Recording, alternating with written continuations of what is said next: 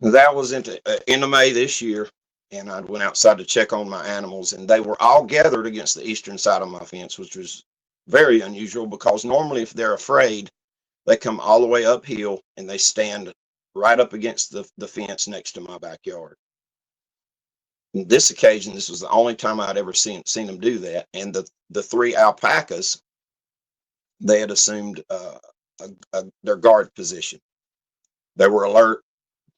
The alpha, he was making these. The alpacas make this alarm noise. It's kind of high pitched, and the goats, all of them were staring in the same direction. So I started uh,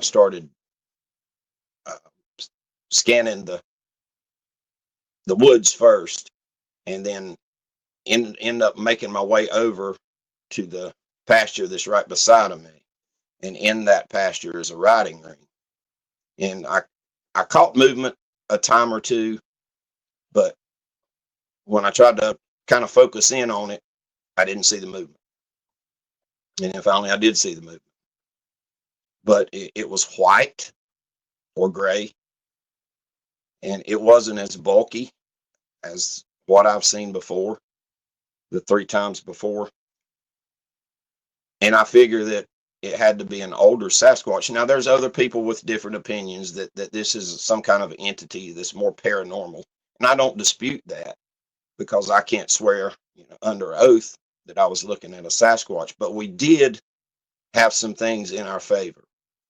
The fence post of this riding ring and this creature was just beyond that riding ring, south of the riding ring. Those posts were 6 foot tall. And that's invaluable to have something for scale. And I knew it was big, I knew it was tall, and still in the video, if you're looking at it on a big enough screen, you can see that creature is still taller than those fence posts. So by the time we finished filming from the proper angles and using the things we had for scale, and then using me as scale, we estimate that it was minimum 8.5 feet, probably 9 feet tall. But still, yet the thought was there.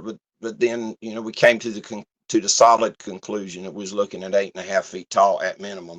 So there's no way that could have been a hoax.